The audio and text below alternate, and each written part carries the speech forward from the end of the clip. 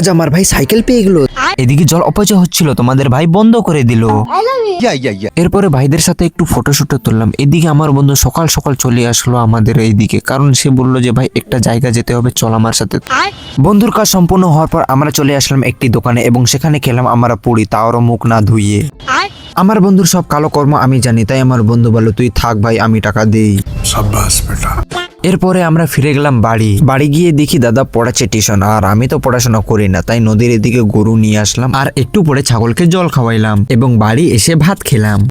একটু পরে পড়ার চেষ্টা করলাম, কিন্তু আমার দ্বারা তো পড়াশোনা হবে না, তাই ল্যাপটপ নিয়ে চলে আসলাম স্কলারশিপ ভরতে, কিন্তু এদিকে দেখি কি সার্ভারই নাই।